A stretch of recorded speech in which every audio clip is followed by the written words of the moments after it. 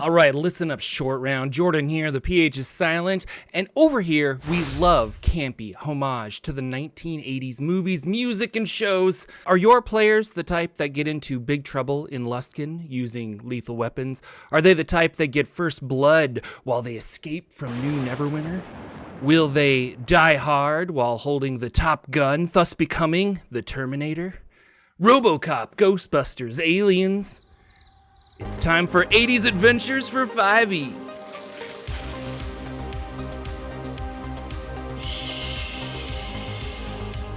Hello everybody, Jordan here, the PH is silent, and welcome to this Kickstarter spotlight on the 80s Adventures from Dice Dungeons. This Kickstarter is live right now, and you can check it out using the link in the description below. 80s Adventures is a supplement for 5e that draws on the spirit and feel of the 1980s.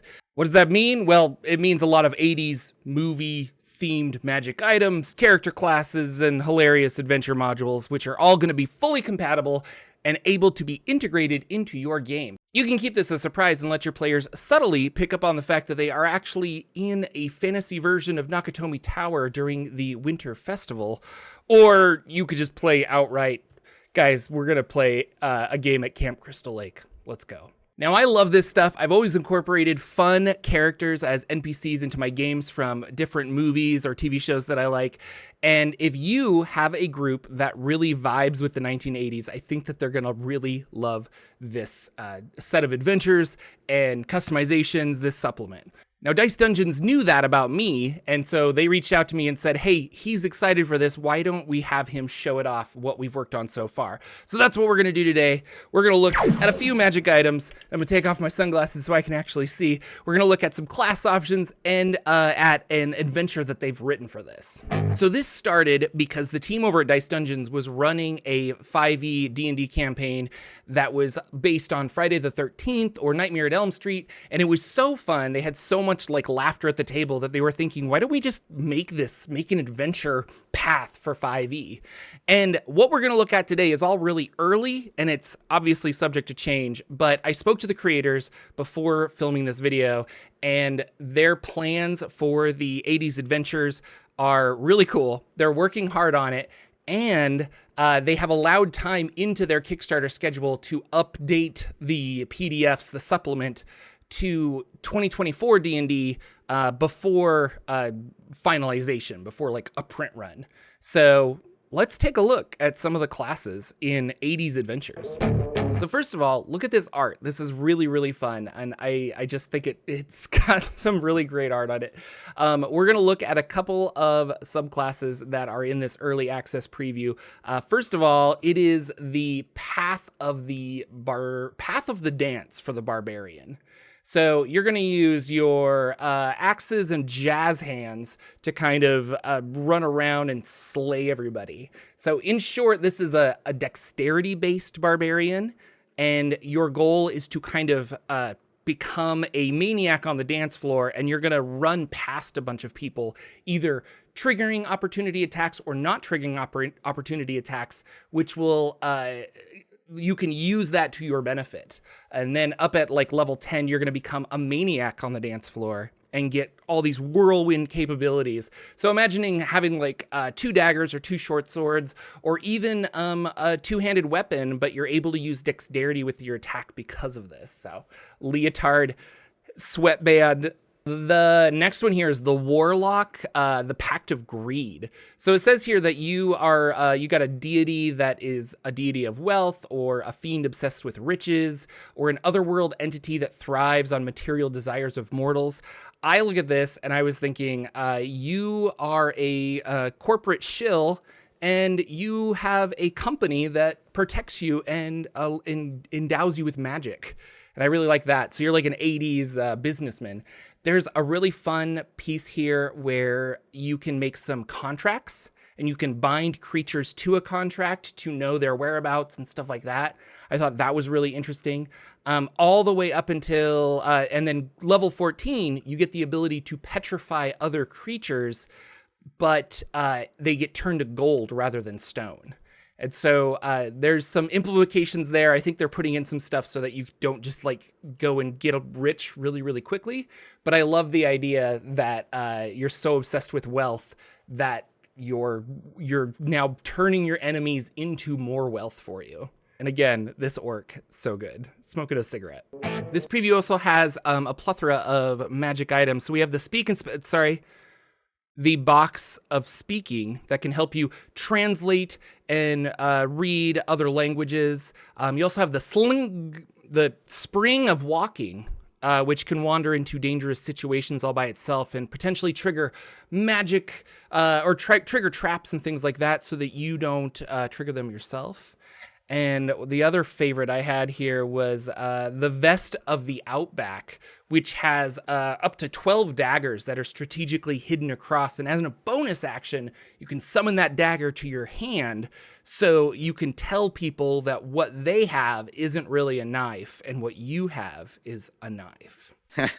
I see you've played Knifey Spoony before. This supplement also has some really cool locations. So Iron Sand Beach, there's also Maze of the Fey King, which is kind of a labyrinth-style adventure that you could take your people on. Again, this art is so fun. I want to go to 80s D&D high school. I want to go to 80s D&D high school so bad and play some of these characters. You could have all those funny tropes.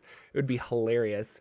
And I wanted to point out, they also have some extra modules that they're working on right now. And so one of them is Camp Spell Brook, which is the Crystal Lake kind of Friday the 13th camp experience, like intro adventure that they're going to work on. And then Caretaker's Descent is you have to be a caretaker for a winter hotel.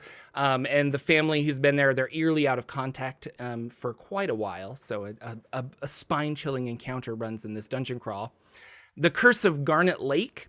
You have to investigate some murders at a sleepaway camp where nightmares come to life. And then Rhythm of the Rebellion. You dance your way to victory. In a town where music and bards are banned, your team has to ignite the rhythm of rebellion to restore the town's lost spirit. And then finally, Wintertide Lockdown. You're trapped at the top of a merchant guild tower, which is under siege by extremist orcs. Your party must outwit and outfight the invaders in a high-stakes holiday showdown. Now that is actually what we're going to look at here with the adventure that they sent me, which was Wintertide Lockdown. So this is very much a play on Die Hard, but super, super hilarious. So if you're into, who doesn't love Die Hard? So Yosef Nakatomi, I'm assuming, has invited you to the Wintertide Festival at the Merchant Guild Tower. But things go south when orcs take over the tower. Now the orcs burrow into the safe, and as your players make their way down to the tower through the under construction floors of the tower, they battle orcs to free the hostages. On one of the under construction floors, they meet the Garrick brothers and the arch-villain Hendrik. After one brother is killed and Hendrik retreats, the party uses the vents to return to the lobby. In the lobby, they fight more orcs, free the hostages. Super fun, super fun. So you're going through all of this. They've got the lobby, the arcane lift, go up to the penthouse. They have the whole map here for the entire tower. Trying to get to the rooftop. Maybe you have some kind of I think they have instead of a helicopter, it's a flying magic carpet, which is really, really funny. Come out to the Sword Coast. We'll have a few laughs. This is super fun. There are some fun magic items here, such as the Wand of Missiles, where you have 7 charges. And as an action, you can send out a pulsating heat wave. So you've got a gun. You can fire at people. There's the Carpet of Flying that I mentioned earlier. Dagger of Venom, obviously. Wintertide Tree of Evergreen. This has some auras that kind of radiate around from this tree as it's winter festivus time. The Kickstarter is live now. As of recording this, it is not live, but you should definitely check the link down below for 80s Adventures. by Dice Dungeons. Now, I was going to look at what they all have. So 5 cinematic adventure modules, which we already kind of like went over a little bit. They're going to have those 5. They're going to have 12 subclasses. So Way of the Crane Monk, Ghost Hunter Ranger. They are also going to have 50 magic items, specifically tubular magic items, all part of an 80s vibe, possibly of old 80s toys and whatnot that they grew up with. They have group inspiration mechanics, so you can really allow the group to make the game cinematic, things like that. 50 new monsters, 10 lairs, new familiars and GM resources, new companions. They're going to have a bunch of locations so you can continue the game and build your own. And then obviously like build your own adventure, customizable campaign, unique MacGuffins, things like that.